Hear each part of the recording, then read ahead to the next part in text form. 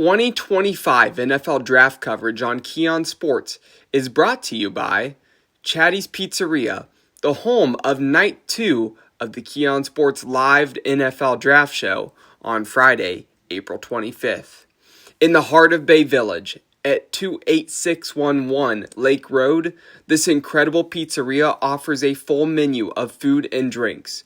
They have everything from a casual dining experience to the romantic setting of a long-awaited date night. Their food is made on the spot with fresh ingredients and classic recipes that the entire family will enjoy. From a cozy spot in the igloo to the party room, everyone will be taken care of. Call 440-471-4485. That's 440-471-4485. Or email info@Chatty's Pizzeria for reservations for the upcoming prime rib night. North Olmsted Sportsman Club. They offer a little bit of everything that the true outdoor sportsman would enjoy. At NOSC, memberships are open to everyone from novice to master. For those just starting, the Ohio Department of Natural Resources sponsors several adult and junior programs open to the public at NOSC. Everything is provided free of charge, including equipment, ammo, and targets. Also, don't forget Ladies' Night. Find out more about one of North Olmsted's oldest and most prestigious clubs at North Olmsted Sportsman's Club.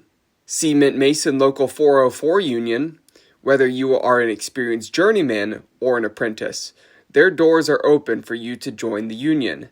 Current and future demand for skilled craftsmen necessitates an apprenticeship program that takes into consideration practices of one of the world's oldest trades, along with instruction in new techniques, applications, technologies, and materials. The local 404 Cement Masons Joint Apprenticeship and Training Program, JATC, supports a world-class curriculum of instruction and on-the-job training for more than 40 apprentices annually. Union Cement Mason skills are honed with the most comprehensive apprenticeship training program in the industry. And JBL Roofing and Construction, with 25 plus years of excellence in roofing and construction, this family-owned and trusted company is your first choice in roofing needs. Experience the difference with JBL Roofing and Construction. You can find out more about them at jblrc.com. Let's talk some edge rushers here on the Keon Sports YouTube channel. I'm Cole McDaniel. 2025 NFL Draft prospect evaluations continuing right now as we switch to the defensive side of the ball. 6 episodes already. Thank you to everybody who has stuck with me for over half of this series here for this year. And still plenty more upcoming in the next couple of days before we finish up the prospect evaluations. I post my full big board, put up a mock draft, and then before you know it, the draft show is here. Well, this edge rusher class, I think there's a lot of talent. There's, aside from one player specifically, maybe not a superstar, but I think there's a lot of quality, a lot of good talent, who could be number 1 or number 2 or solid number 3 guys on the depth chart on the team that they go to and are going to make an impact. It's just a matter of how high is that ceiling. Nonetheless, even though it might not be the deepest group, I think there's a solid 13, 14 players or so that I believe that they're going to make an impact here at this level. So let's dive in. Just edging out Jack Sawyer from Ohio State, who came in at number 4 on my list, is number 3, Shamar Stewart of Texas A&M. Stewart is a bigger edge rusher, making him a potential 4-3 defensive end, or really an undersized 3-4 defensive end as well. I like that hand in the dirt, the way he is compact in his build, the way he's a force. I really actually think that you're not going to see him standing up a lot. He might not be your prototypical pass rusher, but he offers something on the edge that I think is impressive. Not only is he a tough player and hard hitter, but he knows how to convert his speed to power really well. He can wreak havoc quickly off the snap when his hand's in the dirt, and he sets a violent edge. From there, his motor just takes over consistently. Stewart does have a raw pass rush plan. He's underdeveloped with his hand usage. And his pressures, although he pressured a lot in college, he didn't get a ton of sacks at Texas A&M. But getting close is still messing up the play. And see the potential that with a little bit more work, I think some of those pressures start turning into sacks and more production. He will need to get his pad level down a bit more, sometimes gets too vertical. If he can really drive low, just right under the chest of some offensive linemen, I think that would really help him out. My player comparisons for him, I see some Jared Verse, I see some Kwity Paye. Kwity Paye, that bowling ball-like style moving forward. Verse has some of that style as well, but Verse was athletic enough to play 3-4 outside linebacker. I don't see that from Stewart in a 3-4. He probably needs to be inside at 3-4 defensive end and have somebody else on the outside rushing. But I do see some similar skill sets, just not quite identical. Projection, late first to a second round pick, and my best fits for him, the Baltimore Ravens, the New England Patriots, the Dallas Cowboys, and the San Francisco 49ers. A couple of those teams be more of a 3-4 scheme, the Ravens, Patriots, but the Dallas Cowboys, he'd be more of that 4-3 defensive end, same with the San Francisco 49ers, so he's versatile. I think regardless, he's going to be a good player. At number 2, Mike Green, Marshall. There are quite a few edge rushers that I think are 3-4 outside linebackers that I'm not quite as high on as some others. Mike Green, who may be number 5 or number 6, maybe number 7 for many people. He's number 2 for me. And I'm going to touch on the reasons here. Not only can he align as a 3-4 outside linebacker, but he could be a good hybrid 4-3 defensive end. He's a master at winning reps quickly when standing up, thanks to his explosive first step and advanced pass rush skills. Green showcases violent hands and has this relentless motor with great closing burst. His change of direction skills, instincts, and ability to squeeze through tight gaps makes him difficult to escape. Green manages to always take good angles in pursuit. So even though he lacks bulk and length and his upper body strength is a bit limited, I see the potential for him to be an excellent edge rusher. He doesn't have a ton of coverage experience, so that would be a little bit of a learning curve for him in a 3-4 scheme.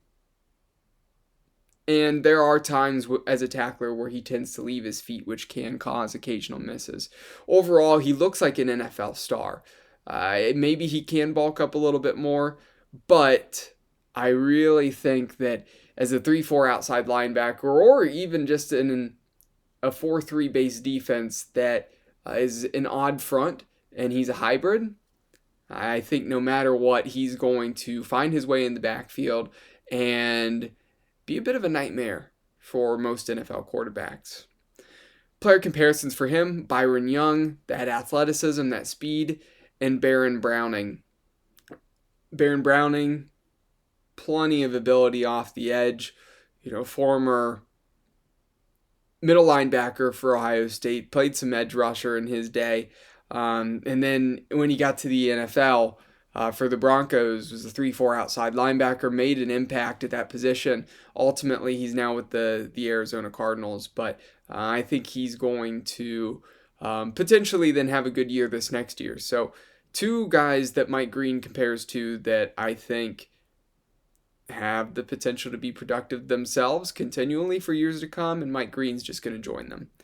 My projection, 2nd to early 3rd round, and the best fits for him, the Arizona Cardinals joining Baron Browning, the Philadelphia Eagles, the Green Bay Packers, and my wild card, the Los Angeles Chargers.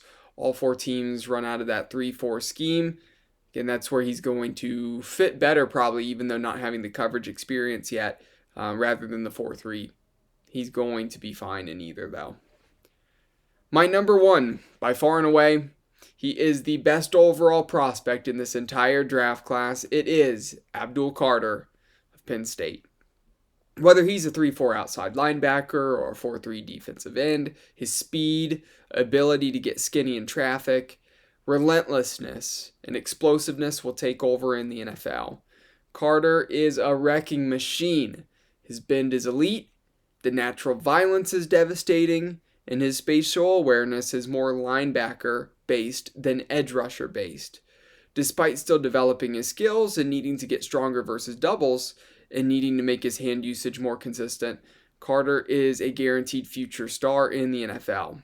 That is a safe bet, and perhaps the safest bet in this entire draft. I haven't seen anything from Carter in his game that I haven't really loved. He is phenomenal. He's probably going to be up there with the likes of Myles Garrett and TJ Watt and Micah Parsons and Nick Bosa, and he's going to be talked about for quite a long time to come. My player comparisons for him, Will Anderson Jr. and TJ Watt.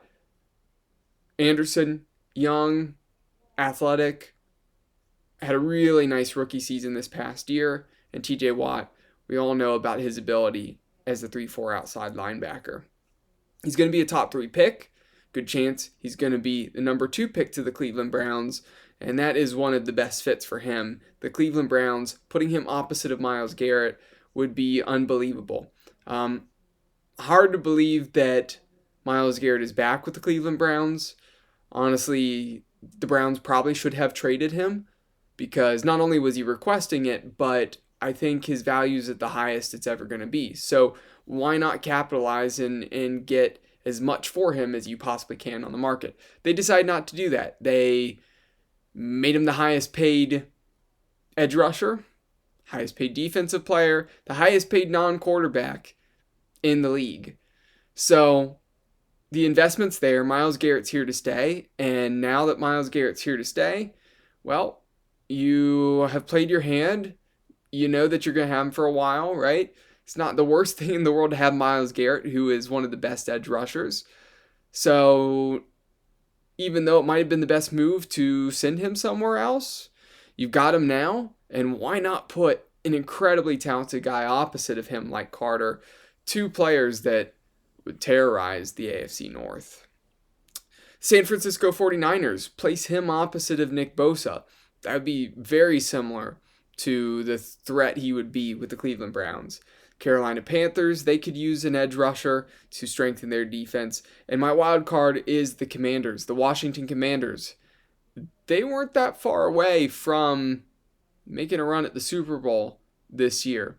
Very talented team. Youth at quarterback, some youth on that roster, but plenty of vets as well who are talented. It was the perfect combination, and that locker room dynamic changed, and that team is looking to continue to win games. So the Commanders, where they're lacking, they need a good, solid edge rusher. I don't think they have one right now. Since Chase Young and Montez Sweat have both been gone, which that was a decent pair, it hasn't been the same for them. They need to generate pressure. Carter would be a great fit. He's just not going to make it to the Commanders in this draft. Well, I hope you enjoyed talking about the edge rushers. Defensive tackles next up on the list. Hit the subscribe button here on the channel. Turn on the notifications, and I'll be back with you for the next one.